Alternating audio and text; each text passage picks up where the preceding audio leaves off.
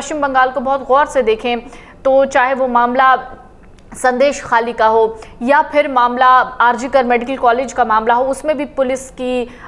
जो तत्परता है उसको लेकर कई तरीके के सवाल उठे।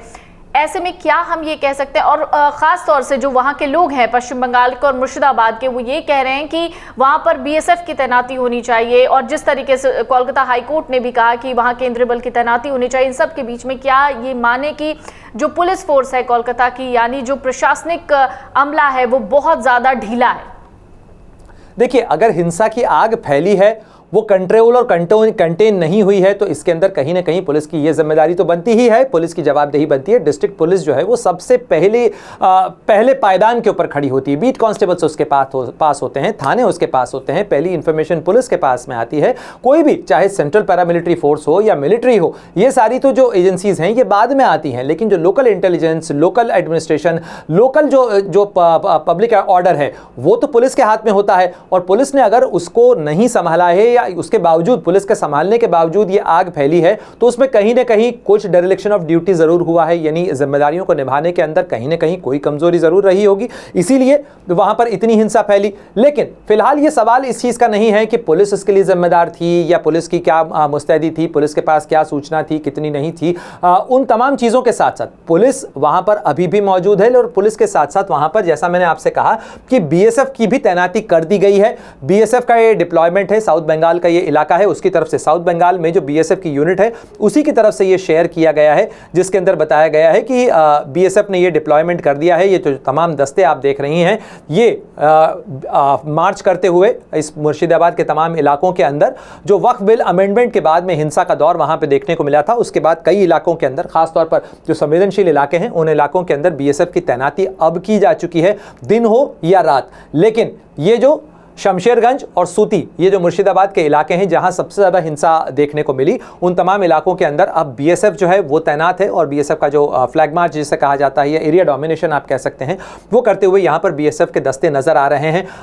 मुर्शिदाबाद की जो पुलिस है, मुर्शिदाबाद डिस्ट्रिक्ट पुलिस जो है, उसका भी अगर आप देखें तो उसकी तरफ से भी लगातार जो फेक न्यूज़ है उसको भी काउंटर किया जा रहा है। ऐसी बहुत सारी चीज़ें हैं जो वहाँ फैलाई जा रही हैं, कई ऐसे में अफवाहें भी बहुत ज़्यादा फैलती हैं, आप अच्छी तरीके से जानती हैं, इसलिए वहाँ भी उसे भी काउंटर करने की कोशिश की जा रही है। और इसके अलावा जो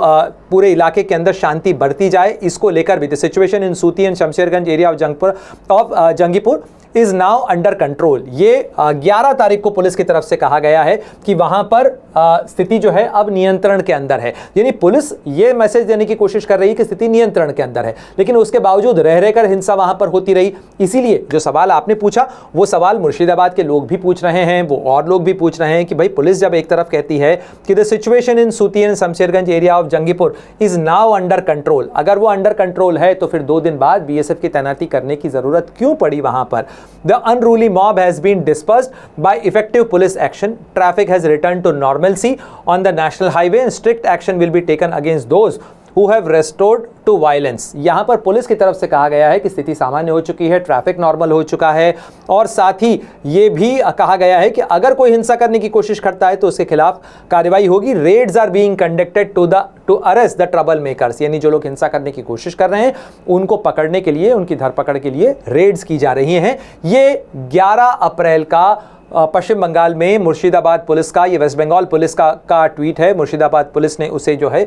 रीपोस्ट भी किया है, लेकिन उसके बाद ही बावजूद हमें क्या देखने को मिलता है? हमें देखने को मिलती है ये तस्वीर जो कि 13 अप्रैल की है, जिसके अंदर बीएसएफ का डिप्लॉयमेंट इस इलाके के अंदर किया गया है। यानी कहीं ना कहीं चूक तो जरूर हुई है, स्थिति को या तो आंका कम गया या संभाला देर से गया, और इसी के कारण हिंसा की आग फैली है। कई लोगों की इस हिंसा के अंदर जो है उन्हें जानमाल का नुकसान हुआ है। अभी भी उस इलाके के अंदर तनाव बरकरार है, और ऐसे में जरूरी हो जाता है कि उस इलाके के ऊपर गौर से ध्यान दिया जाए, वहां पर पुलिस एडमिनिस्ट्रेशन जो है वो जरा सी भी लापरवाही या कोताही न बरते। अगर आप ये वीडियो YouTube पर देख रहे हैं तो हमारे चैनल को सब्सक्राइब कर बेल आइकन दबाएं, और Facebook पर देख रहे हैं तो हमारे पेज को लाइक करें। 8 मिलियन प्लस सब्सक्राइबर, आपके इस भरोसे के लिए बहुत धन्यवाद।